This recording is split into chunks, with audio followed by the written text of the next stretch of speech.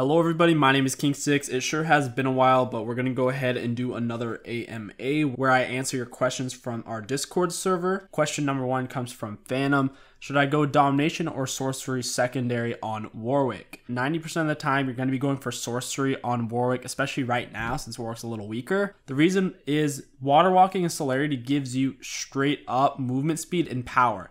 Guaranteed. With the Domination tree, you're having to rely off of getting several early game kills on different champions for that out of combat movement speed. That's a little bit unreliable. If you want to go for the safest, highest chance of winning, Sorcery is overall the way to go. Question 2 comes from Raymond. God tier supports to recommend. I play Bran, and if it's pick or ban, Zyra. I'm not quite sure what you mean by that. I'm assuming what you're saying is you play Bran or Zyra if Bran is banned. The best thing for you to do is pick up a real support as well. Whenever your team already has a lot of AP, going something like Bran isn't going to be very good for your team. So I suggest learning something like a Soraka or a Sona, a healer, peel support, and perhaps a tanky CC support for carrying such as Alistar or Blitzcrank. Having a Bran, Soraka, Blitzcrank in your arsenal of support will give your team a lot more flexibility in what kind of comps you can play and what kind of comps you can play against. Question number 3 from Danny6690. How good is Warwick right now? Should I go Ravenous Hunter and Zombie Ward or Celerity and Water Walking secondary runes? I kind of already answered this,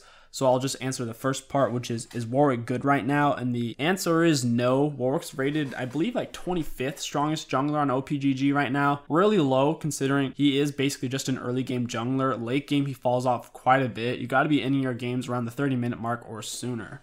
Should I stick to jungle or top to reach gold this season? Currently silver 2, equally as good at both. Well, if you are equally as good at both, I would just choose whichever one you enjoy more is your main and play that. You'll get better at it that way. There's no reason why you can't play both. Whenever you queue up for ranked, you have to pick 2 roles anyway. So if you prefer jungle, you can put jungle top. If you prefer top, put top jungle. In general though, it's really good to know at least 2 roles because a lot of the time you're not gonna get only your main role. Tallboy Taste asks, I play Kayn and Xin Zhao. Any suggestions for CC tank jungle I can add to my pool? Right now, the CC junglers, the tanks, aren't very good. Sejuani's pretty weak. Rammus is pretty weak. Zac is pretty weak. Cho'Gath jungle's not very good. I feel like what you have right now and what you're lacking is AP. Kayn can already act as your tank. If you go red Kayn, he can already be your tank and play really well against tanky enemy teams and surviving in team fights if you know how to cycle through your abilities properly. It sounds like what you need is AP. So I would suggest picking up Nidalee, Taliyah, or Evelynn. Evelyn's going to be the easiest one to play. If you're in it for a challenge though, trying Nidalee or Taliyah will help you out quite a bit. They are considered very, very strong right now, all 3 of those AP junglers. Godman in chair asks, how does flex queue ranking work? I won all 10 games. My friends got placed silver 5 and I got placed silver 1. The way you get placed doesn't matter what your score is in game. It doesn't matter what role you play. It doesn't matter what champion you play. The only thing that affects where you're placed is your previous ranking and MMR. Even if you and your friends were all silver 5, if you had a higher win rate than them, then that's going to affect your MMR. If you were at the same rank with less games, that'll affect your MMR. It's basically just win rate, things of that nature. Something important to keep in mind is dodging in a promo games actually hurts your MMR. It's a hidden loss. You just can't see it. But if you do dodge a normal game, like in ranked, if you're not in promo or if it's just a placement game, then it won't matter. But promo games, it does affect your MMR. Mo Lester asks, when should I go for blue or red Kayn? Isn't the knockup always better? You are correct. You really can't go wrong with red Kayn. If you're not sure which one to pick, just go for red Kayn. It's always going to be good. Now, blue Kayn can be slightly better if the whole enemy team are squishies and they don't have shields or healers. If they do have tanks or bruisers though, that you feel like you won't be able to manage with blue Kayn, just go red Kayn. Zeus043 asks, how well does the new IE synergize with Pantheon? Not very well. Pantheon needs to prioritize getting lethality items for hardcore bursts in the early and mid game. Buying IE is just way too expensive. If they made it a cheaper item, perhaps. It's just way too pricey for Pantheon to justify buying. Rystart asks, why doesn't Nasty do a support Olaf guide? It's because Nasty is a massive pussy. Better asks, do you like pizza? I really do enjoy pizza. I usually make it myself. I usually do 2 medium larges at once. They're usually around 13, 14 inch diameter pizzas. They're really good. I mainly just put a lot of veggies and stuff like that on them. I feel like the most important thing about pizza is the sauce and the crust. The toppings aren't nearly as important. Polario asks, is Diana jungle viable? If not, then why? It is technically viable. There are just a lot of junglers that do her job better than she does. For example, she needs level 6 to really gank properly. Her gap closer and CC isn't very good before level 6. She really needs her ultimate to gap close. Instead of picking Diana, you could pick Nocturne, same exact thing, except his ultimate goes way farther, gives him way more pick potential, way better gank potential. That's just one example. Fat Loser 21 asks, what do you do when you're ahead with York but your team is getting annihilated? Whenever your team's losing on York, you don't group because you're not going to be very helpful in a team fight anyways. Just keep split pushing and don't die. If you're split pushing and you die, your team's going to lose. And that's all you can do. If you lose, you lose. If you win, you win. That's all you can do at that point. Kevin Wang Jr., I just saw a comment of yours on Thug Notes from 2 years ago. I have to ask, are you a fan of reading? I'm not sure. It depends on the Thug Notes that you're talking about. In general, I don't read books, especially older literature. I don't bother with that.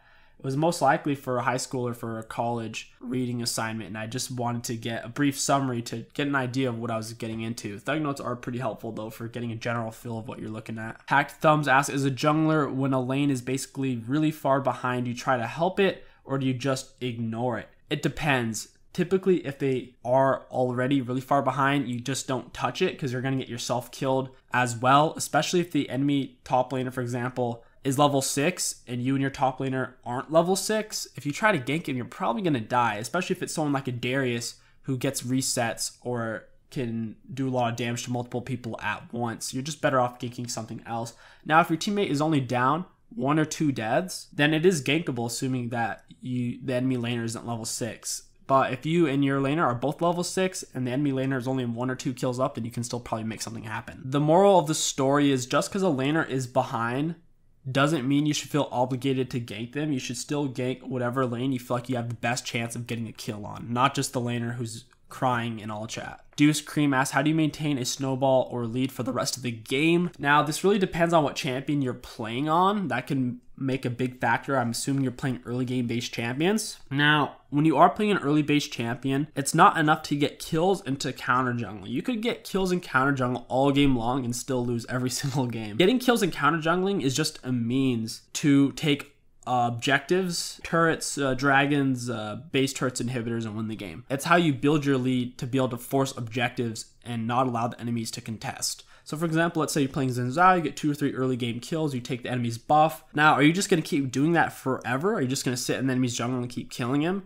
At that point, you're just hoping your teammates will carry you. What you need to do after you get your lead, you need to be trying to take dragons. If you feel like you can take the dragon without dying or losing it, take the dragon. After you get a kill, if you feel like you can stay with your laner and break the turret. You need to get pressure. It's not enough just to get kills. Something important to keep in mind is around the 30-minute mark in League of Legends, pretty much everyone has full items or at least close to it just from the static gold you earn per second. So it's not enough just to get ahead in gold. You need to be taking dragons to give yourself a buff throughout the game. You need to be taking turrets to get map pressure, taking away enemy vision. Also, whenever you take a turret, it makes your minions stronger. Next question comes from Cross. What is your favorite ice cream flavor? I don't know if I have a particular favorite, but if I had to choose, gun to my head, I'd probably go for a chocolate gelato. That's kind of tough now since I'm vegan. I haven't really heard of any vegan gelato ice creams. Yves and Pear asks, is Kindred balanced right now? She is and she isn't. If her team can outpush your team, then she's very OP because of how fast her marks come up and with how much they buffed her. Now, if your team has people like Malzahar, Darius, Draven, then Kindred's awful because all of your laners can then shove in enemy laners, and whenever the mark comes up on Scuttle, your laners can just go and take it or push her off of it. Skinny Snorlax asks Rammus ? Rammus is garbage right now. Don't play him. 2K14 Sneaky asks, apart from support champions, which champions cannot 1v5 bots? That is a very good question. I'll have to do more research. I really haven't played that many 1v5 bot games. What I have learned is versus bots, you really need to be building Boots of Mobility or have Relentless Hunter. Going Dark Harvest is also very, very helpful because as the game drags on, if you don't have Dark Harvest, one-shotting people is going to be difficult. I believe I could 1v5 intermediate bots with any champion as long as I'm allowed to choose which bots I'm playing against. The better question could be, do you think you could 1v5 a intermediate bot with them being the hardest bots possible? So 5 intermediate bots being the 5 hardest bots possible would be if they all had CC. People like Darius, Alistar, Blitzcrank, that would be so annoying. Because then whenever they group up eventually 5v5, they'll just non-stop CC chain you. And then at that point, you have to be really long range like Zerath, or you have to be just insanely fed. Karen asks, what should I do when my friend IRL only knows how to play Misfortune? Show them how to learn a different champion, or if you mean by when you're playing with them, what champion should you pick? You could either go jungler, camp their lane, or you could go support and carry them that way. Probably with Soraka, outpoke the enemies, or if you want to just all in, then just go something like a Blitzcrank. Don asks, how do I know which build to go on Twitch, jungle, damage, or attack speed? You typically go damage on Twitch if the enemy team has no tanks and typically no shields or heals. You go attack speed is the safest to go for Blood Razor into Bort, just in general. Really good against tankier or bruiser teams or people who have shields and heals. Ice Tidge asks, do another face reveal. I want to see that beautiful face again. When I do hit 50k subs, I will definitely do a real face reveal. But until then, you guys are just going to have to go without. Something asks, best low elo jungler at the moment. It's really hard to say. There's a lot of junglers who are good in low elo. Pretty much anything that can gank at level 2 or level 3. So I would say things like Graves and Zhao, Pantheon. I wouldn't say Trundle because his ganks are pretty garbage. Evelyn's good because people don't ward. So even before Evelyn's pre-6, you can get pretty far ahead. Things like that. As long as the jungler can gank pre-6, I would stay away from stuff like Nocturne because his ganks pre-6 are garbage. Alright guys, that is going to wrap up this AMA. If you want to have a chance of getting your questions answered in the next one, head down to the Discord in the comments below. My name is KingStix, and thank you for watching, and I'll catch you guys next time.